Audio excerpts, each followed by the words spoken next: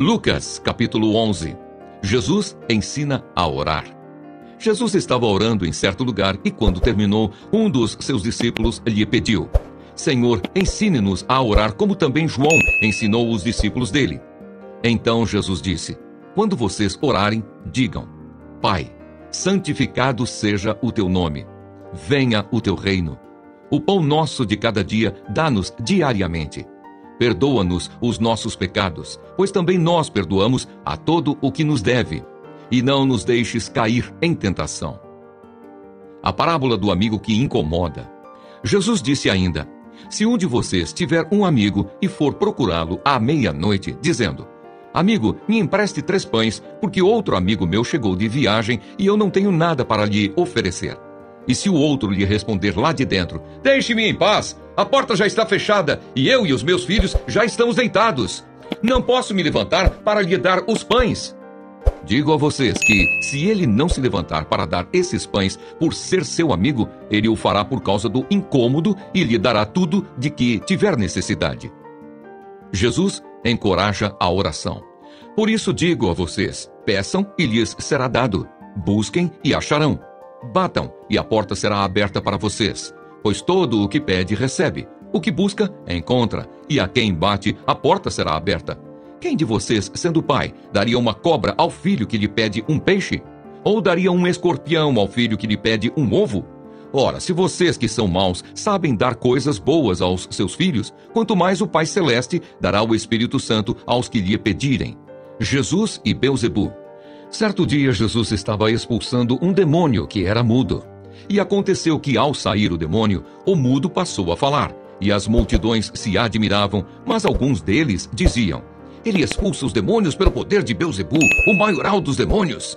E outros, tentando-o, pediam dele um sinal vindo do céu. Mas Jesus, sabendo o que passava pela mente deles, disse-lhes: Todo reino dividido contra si mesmo ficará deserto, e casa sobre casa cairá. Se também Satanás estiver dividido contra si mesmo, como o seu reino subsistirá? Isto porque vocês dizem que eu expulso os demônios por Beelzebu. E se eu expulso os demônios por Beelzebu, por quem os filhos de vocês os expulsam?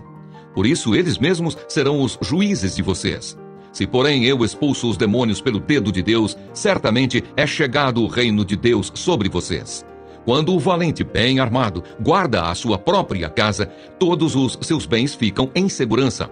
Mas, se aparece alguém mais valente do que ele, vence-o, tira-lhe a armadura em que confiava e reparte os seus despojos. Quem não é por mim é contra mim, e quem comigo não ajunta, espalha. A volta do espírito imundo. Quando o espírito imundo sai de uma pessoa, anda por lugares áridos, procurando repouso, e não o achando, diz: Voltarei para minha casa de onde saí. E voltando, a encontra varrida e arrumada.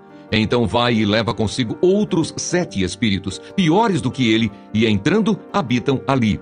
E o último estado daquela pessoa se torna pior do que o primeiro. A exclamação de uma mulher. Aconteceu que, ao dizer Jesus estas palavras, uma mulher que estava no meio da multidão disse a ele, erguendo a voz: Bem-aventurado o ventre que concebeu você e os seios que o amamentaram. Jesus, porém, respondeu: Pelo contrário, mais bem-aventurados são os que ouvem a palavra de Deus e aguardam. O sinal de Jonas. Visto que aumentavam as multidões em volta dele, Jesus começou a dizer: Esta é uma geração perversa. Pede sinal, mas nenhum sinal lhe será dado, senão o de Jonas. Porque assim como Jonas foi sinal para os ninivitas, o Filho do Homem o será para esta geração. A rainha do sul se levantará no juízo com os homens desta geração e os condenará, porque veio dos confins da terra para ouvir a sabedoria de Salomão. E aqui está quem é maior do que Salomão. Ninivitas se levantarão no juízo com esta geração e a condenarão, porque se arrependeram com a pregação de Jonas. E aqui está quem é maior do que Jonas. A luz do corpo. Ninguém, depois de acender uma lamparina, a coloca em lugar escondido, nem debaixo de um cesto, mas num lugar em que ilumina bem, a fim de que os que entram vejam a luz. Os olhos são a lâmpada do corpo. Se os seus olhos forem bons, todo o seu corpo será cheio de luz. Mas, se forem maus, o seu corpo ficará em trevas. Portanto, tenha cuidado para que a luz que está em você não sejam trevas. Pois se todo o seu corpo for luminoso, sem ter qualquer parte em trevas, será todo resplandecente como a lamparina quando ilumina você em plena luz. Jesus censura os fariseus e os escribas. Ao falar Jesus estas palavras, um fariseu o convidou para uma refeição na sua casa. Entrando na casa, Jesus tomou lugar à mesa. O fariseu admirou-se ao ver que Jesus não tinha se lavado antes de comer. Mas o Senhor lhe disse: vocês, fariseus, limpam o exterior do copo e do prato, mas o interior de vocês está cheio de roubo e de maldade. Seus tolos! Quem fez o exterior não é o mesmo que fez o interior? Mas deem como esmola o que está dentro do copo e do prato, e tudo lhes será limpo. Mas ai de vocês, fariseus, porque vocês dão o dízimo da hortelã, da arruda e de todas as hortaliças, e desprezam a justiça e o amor de Deus. Vocês deveriam fazer estas coisas sem omitir aquelas. Ai de vocês, fariseus, porque gostam da primeira cadeira nas sinagogas e das saudações nas praças. Ai de vocês que são como as sepulturas invisíveis, sobre as quais as pessoas passam sem perceber. Então, tomando a palavra, um dos intérpretes da lei disse a Jesus: Mestre, ao dizer estas coisas, o Senhor está ofendendo também a nós.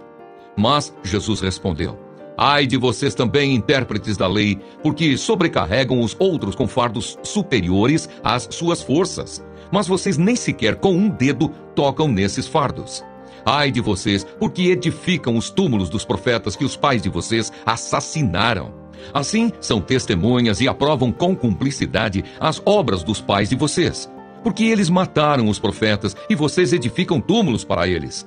Por isso também disse a sabedoria de Deus: mandarei para eles profetas e apóstolos, e a alguns deles matarão, e a outros perseguirão, para que desta geração se peçam contas do sangue dos profetas, derramado desde a fundação do mundo, desde o sangue de Abel até o sangue de Zacarias, que foi assassinado entre o altar e o santuário. Sim, eu afirmo a vocês que se pedirão contas a esta geração. Ai de vocês, intérpretes da lei, porque vocês pegaram a chave do conhecimento. No entanto, vocês mesmos não entraram e impediram os que estavam entrando. Quando Jesus saiu dali, os escribas e fariseus começaram a contestá-lo com veemência, fazendo perguntas a respeito de muitos assuntos, com o objetivo de tirar daquilo que ele dizia um motivo para o acusar.